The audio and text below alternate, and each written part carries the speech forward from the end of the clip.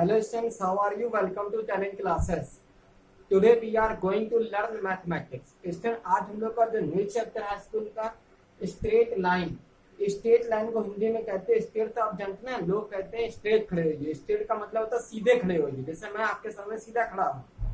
Line में से होता रेखा, जिसे हमने आज इस वीडियो में देखा।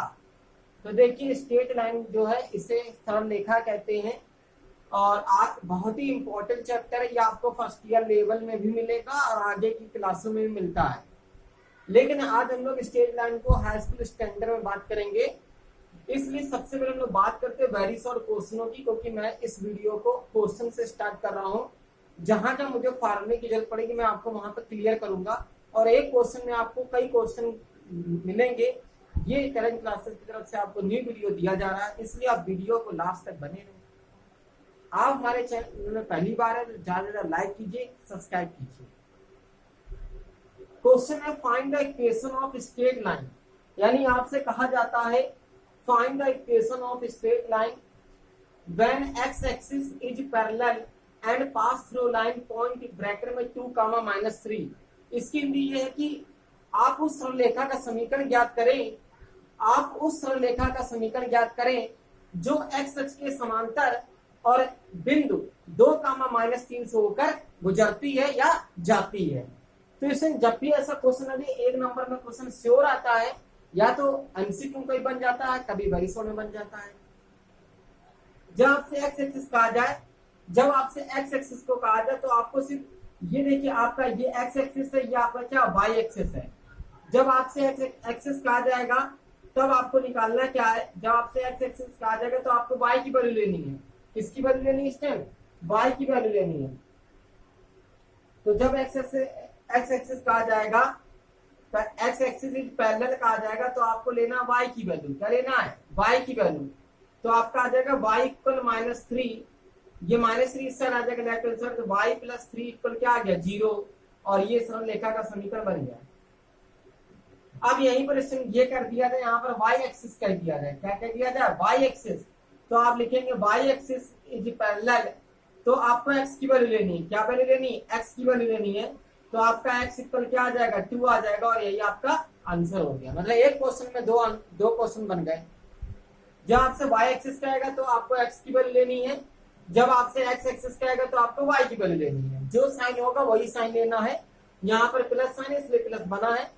आप चाहे तो इसको भी लिख सकते, 2 पैदल ले आइए तो x - 2 इक्वल 0, ये भी आपका आंसर माना जाएगा। ओके स्टूडेंट, हमें नेक्स्ट क्वेश्चन करते हैं। आज हमें 2 बिन दिए गए हैं, 2 बिन दिए गए, आप देख रहे होंगे आप लोग। और ये m लिखा हुआ, m क्या है? प्रवणता है। m को हम लोग कहते हैं प्रवणता। अब देखिए प्रवणता कैसे निकालते हैं। जब 2 बिन दिए जाए हमें से प्रवणता निकालने कहा जाए या स्मॉल m की वैल्यू निकालने को कहा जाए, तो इसका फार्मूला स्टेट होता है, स्मॉल m का फार्मूला होता है प्रवणता का y2 - y1 upon x2 - x1। इसका फार्मूला स्टेट क्या है? y2 - y1 upon x2 - x1। अब आप वैल्यू को रख दीजिए। वैल्यू रखने से पहले यहाँ पर आप ये भी शो कर लीजिए x1, y1, x2 और y2, जिससे क्या होता है कि वैल्यू बिल्कुल सटीक फार्मूले में रख जाती है, गलत नहीं होती है। अगर एक बार वैल्यू सही रख गई तो फिर कैलकुलेशन भी सही होता चला जाता है। तो देखिए y2 की वैल्यू आपकी क्या है? 3 है। y1 की वैल्यू क्या है? 6 है।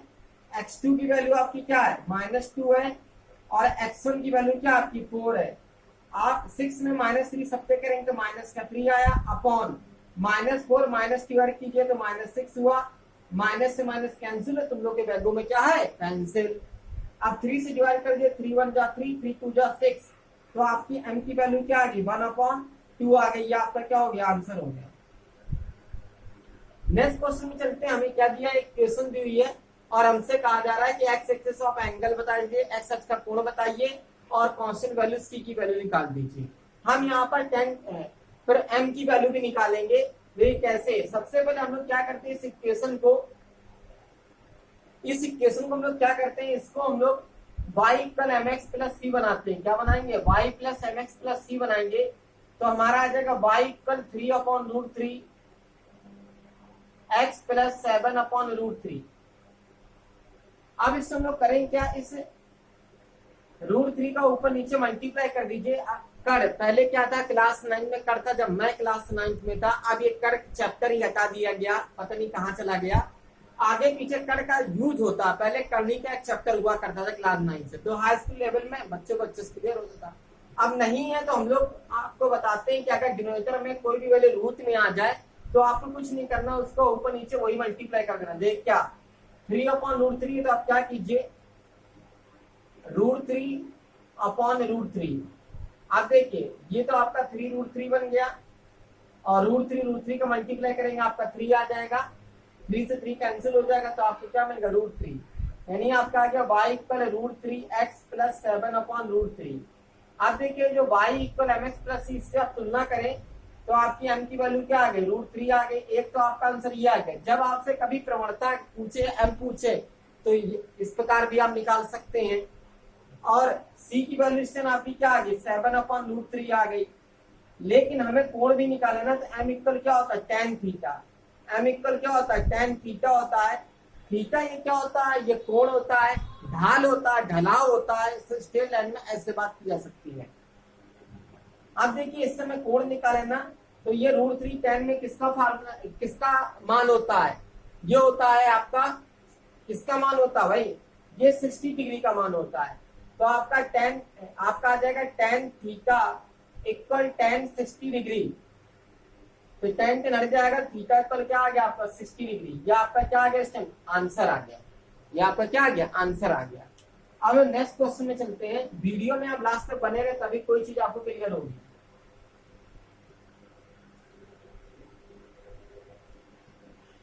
फिर से नेक्स्ट क्वेश्चन क्या हमारा है, आपको जैसे दे दिया जाए, डायरेक्ट आपको दे दिया जाए, एंगल दे दिया जाए, मतलब थीटा की वैल्यू आपको दे दी गई 45 डिग्री, ठीक है। और आपसे कहा जाता है कि मूल बिंदु से होकर जाने वाली उन रेखाओं का समीकरण ज्ञात कीजिए जिनका कोण एक्स एक्सिस पे दिया गया। तो आपको कुछ नहीं करना, y इक्वल mx लगाना है। क्या लगाना, y इक्वल mx लगाना है। इससे m की वैल्यू निकाल लो, m इक्वल tan थीटा होता है, और थीटा की वैल्यू रख दीजिए 45 डिग्री। तो ये मान होता है 1 का, tan 45 डिग्री का मान 1 होता है। तो y इक्वल क्या आ जाएगा, 1 × x। तो y इक्वल आपका क्या आ गया, x आ गया, और ये आपका आंसर आ गया। एक क्वेश्चन और इसी में लेते हैं। जैसे सपोज मान लीजिए थीटा की वैल्यू आपको दे दी गई tan इनवर्स 2/3, ये दे दी गई, ठीक है। थीटा की वैल्यू आपको क्या दे दी गई, tan इनवर्स 2/3 दे दी गई है, ठीक। अब हम यहाँ पर क्या करेंगे, यहाँ पर हम tan का मान निकालते हैं, है ना, क्योंकि m इक्वल tan थीटा भी हम यूज कर सकते हैं। तो हम इसे क्या लिख सकते हैं, tan थीटा इक्वल 2/3। ये tan थीटा के पास आ गया, तो हमने इसे क्या लिखा, tan थीटा इक्वल 2/3 लिखा। अब हमें इक्वेशन निकालनी ना, सरल रेखा समीकरण। तो y इक्वल mx, और m की जगह हम क्या लिख सकते हैं, tan थीटा x। तो 2/3x y। अब इसके नीचे 1 ले और क्रॉस मल्टीप्लिकेशन करते हैं। तो 3 का हमने y मल्टीप्लाई किया, 3y आ गया, इक्वल x का हमने 2 मल्टीप्लाई किया, 2x आ गया। इसको इधर ले आइए, तो 3y - 2x इक्वल 0। यह आपका आंसर आ गया। तो इस प्रकार के क्वेश्चन आप ऐसे कर सकते हैं। फिर हम नेक्स्ट क्वेश्चन में चलते हैं। इसमें अगर आपसे कह दिया जाए अंताखंड की बात कह दी जाए, ठीक है, अंताखंड की सरल रेखा बात कर दी जाए, स्टेजर में बात करिए, तब आप कैसे करेंगे इसको देखिए। मान लो सपोज दैट आपको 2 नंबर दे दिए गए, मतलब 2 पॉइंट दिए गए, एक दे दिया 5, दूसरा दे दिया 6 दे दिया, ठीक है। अब आप इसे कैसे करेंगे, और आपसे कहा जाए सरल रेखा का समीकरण क्या कीजिए। लेकिन ये दोनों बिंदु अंताखंड काटते हैं एक्स और वाई एक्सिस पे। तो अंताखंड का जो फार्मूला होता है वो ये होता है, बड़ा इंपॉर्टेंट क्वेश्चन है, ये जरूर आता है। अंताखंड का जो सूत्र होता है वो होता है x/a + y/b = 1। ये फार्मूला होता है। अभी जो 5 और 6 है, ये जो 5 है वो x अक्ष पर कटा अंताखंड है, और जो ये 6 है y अक्ष पर कटा अंताखंड है। तो मान रख देते हैं, तो x/5 + y/6 = 1। अब आपको यहाँ पे क्या दिख रहा है, रेशनल नंबर ही तो दिख रहा है। तो आप क्लास 7 में जरा कुछ देर के चलते हैं, हमें क्या होता था क्लास 6 से या क्लास 5 से, ये दो फ्रैक्शन दिए जाते थे ना, इसमें आपके रेशनल नंबर में दिए जाते थे, भिन्न दी जाती थी फ्रैक्शन, उनको हमें क्या सॉल्व करते थे ना। तो 5 और 6 का आपका एलसीएम क्या आ जाएगा, 30 आ जाएगा, क्योंकि एक इवन नंबर, एक आपका ऑड या प्राइम नंबर है। तो 5 का आप 30 में डिवाइड करेंगे तो 6 आएगा, और 6 का इस x से मल्टीप्लाई कर दीजिए तो आपका 6x हो गया। प्लस साइन है, प्लस साइन अप्लाई कर दीजिए, लगा दीजिए। 6 का डिवाइड आप 30 में करेंगे तो 5 आया, 5 का इस y मल्टीप्लाई करिए तो 5y हो गया, और इक्वल आपका 1/1। क्रॉस मल्टीप्लिकेशन कर दीजिए, तिर्यक गुणा कैंची गुणा, तो आपका 1 में 6x से मल्टीप्लाई किया तो आपका 6x आया, प्लस 5y, 30 बन गया आपका, 30 हो गया, और ये आपका आंसर आ गया। फिर देखिए नेक्स्ट क्वेश्चन में हम लोग चलते हैं। आपको वो समझ में आया होगा, एक और लेते हैं तब आपको और अच्छे समझ में आएगा। सपोज दैट आपको दे दिया गया -4,3 दे दिया गया, क्या दे दिया गया, -4,3, और आपसे कहा गया कि सरलरेखा का समीकरण बताइए। लेकिन ये -4,3 x अक्ष पर कटे अंताकन और y अक्ष पर कटे अंताकन के बिंदु हैं। तो आपको करना क्या होगा, अंताकन का फार्मूला लगाना होगा। ये हमारा अंताकन का फार्मूला ये तभी लगता है जब सरल रेखा की बात होती है। जब आप क्वेश्चन में देखेंगे रेखा, जब आप क्वेश्चन में देखेंगे रेखा, ठीक है, तभी आपको समझ में आएगी सरल रेखा। तो देखिए आप अंताकन का फार्मूला अप्लाई कर दीजिए, x/a प्लस y/b इक्वल 1। इसमें हम मान रखते हैं, तो ये -4 a का मान हो गया और 3 आपका b का मान हो गया। तो x अपॉन आपका आ जाएगा -4 प्लस y अपॉन आपका आ जाएगा 3 इक्वल 1। अब -4 और 3 तो आपका और नंबर हो गया, और ये प्राइम नंबर में भी होता है और नंबर है, और -4 तो आपका इवन नंबर हो गया 4। तो आप इन दोनों का मल्टीप्लाई कर लीजिए। जब इवन और नंबर डिनोमिनेटर मिले तो एलसीएम निकालने की जरूरत नहीं है, टाइम वेस्ट करने की जरूरत नहीं है, आपको मल्टीप्लाई करने की जरूरत है। तो 4 और 3 का मल्टीप्लाई करेंगे 12 आ गया। अब इस 4 का डिवाइड 12 में करेंगे तो 4 3 जा 12 होता है। 3 का x से मल्टीप्लाई करेंगे, माइनस चल रहा तो आपका माइनस का 3x आ गया, प्लस साइन आपने लगाया। 3 का 12 में डिवाइड किया आपने 4 आया, 4 ने इस y से मल्टीप्लाई किया तो आपका क्या आ गया 4y हो गया, इक्वल 1/1। क्रॉस मल्टीप्लिकेशन किया आपने तो माइनस का 3x प्लस 4y इक्वल 12। ये आपका क्वेश्चन निकल के आया। लेकिन हमें इसको सीरियल क्रम बनाना है, तो हमने क्या किया, इस माइनस को इस 12 के पास कर दिया, तो आपका आ गया 3x plus 4y equal minus का 12। ये आपका आंसर है। फिर हम नेक्स्ट क्वेश्चन में चलते हैं। हमें इसमें दे दिया गया, जैसे हमें अब इक्वेशन दी गई जाएगी, क्या दी गई, इक्वेशन। अब इक्वेशन जब दी जाए तब हम कैसे करेंगे, इसको हम लोग देखते हैं। अगर हम लोग को इक्वेशन दे दी जाए तब हम लोग कैसे क्वेश्चन को करते हैं। वीडियो में आप लास्ट तक बने रहे, तभी आपको स्ट्रेट लाइन का फिगर मतलब क्वेश्चन समझ में आएगा। सपोज आपको मान लेते हैं आपको एक इक्वेशन दे दी गई, एक इक्वेशन क्या दी गई, 5x प्लस 4y इक्वल 20। ये एक इक्वेशन दे दी गई। ये इक्वेशन जो है वो स्ट्रेट लाइन की इक्वेशन है। ये इक्वेशन को क्या कहा गया कि ये स्ट्रेट लाइन है। ये इक्वेशन समीकरण कैसा है, एक सरल रेखा है, एक सरल रेखा है, और आपसे कहा जाता है कि इसमें अंतःखंडों की माप ज्ञात कर दीजिए। मतलब उसने कहा कि अंतःखंडों की माप ज्ञात कीजिए, अंतःखंडों की माप। इसे आपको फाइंड करना है, तो आप कैसे फाइंड करेंगे, सबसे पहले तो ये बात आती है ना। तो हम लोग क्या करेंगे, इससे अंतःखंड का फार्मूला बनाएंगे। क्या फार्मूला बनाएंगे, ये वाला फार्मूला बनाएंगे, x/a प्लस y/b इक्वल 1। अब ये फार्मूला बनेगा कैसे, बात अब ये भी आती है। तो हम लोग कुछ नहीं करेंगे, इस 20 में अगर 20 का डिवाइड कर ले तो हमें 1 मिलता है, मिलेगा। तो किसी भी नंबर का सेम नंबर से डिवाइड करेंगे तो 1 मिलता है। मिलता है कि नहीं मिलता, अभी यहाँ 20 लिखा है तो आप 20 का डिवाइड करेंगे। सपोज अगर यहाँ पर 25 लिखा होता तो आप 25 का डिवाइड करते कि नहीं करते। तो हम लोग करेंगे क्या, जब डिवाइड करेंगे तो दोनों पक्षों में डिवाइड करेंगे। मतलब इस लेफ्ट हैंड साइड में और राइट हैंड साइड में अब डिवाइड किसका होगा, 20 का डिवाइड होगा। किसका होगा, 20 का। क्यों, क्योंकि राइट हैंड साइड में क्या लिखा है 20, क्या लिखा है 20। जो नंबर होगा उसी नंबर का डिवाइड होता है दोनों साइड में। तो हमने इसमें क्या किया, हमने डिवाइड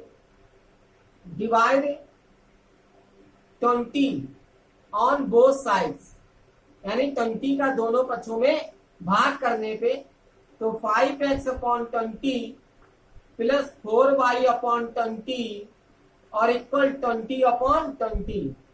20 से 20 कैंसिल हुआ तो आपका 1 आ गया। 4 1 जा 4, 4 5 जा 20, 5 1 जा 5, 5 4 जा 20। तो आपका इधर आया x upon 4 plus y upon 5 equal 1। अब ये इक्वेशन इस इक्वेशन से मैच कर गई, ये वैसे ही मैच की जैसे साड़ी और फाल। अब देखिए मैच तो कर गई, अब हमें अंताखंड की माप निकालनी थी। तो हमने लिखा x अक्ष पर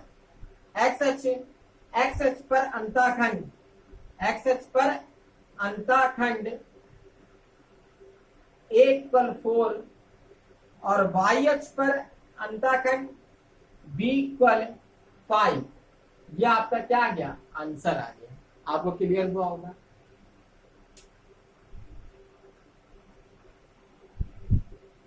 फिर हम नेक्स्ट क्वेश्चन में चलते हैं। आपसे कह दिया जाए दूरी निकालना। आपसे क्या कह दिया है, दूरी कैसे निकालते हैं इसको देखते हैं। इसी को में वीडियो में आप लास्ट तक से बने रहें। लास्ट क्वेश्चन है इस वेरी शॉर्ट क्वेश्चन का।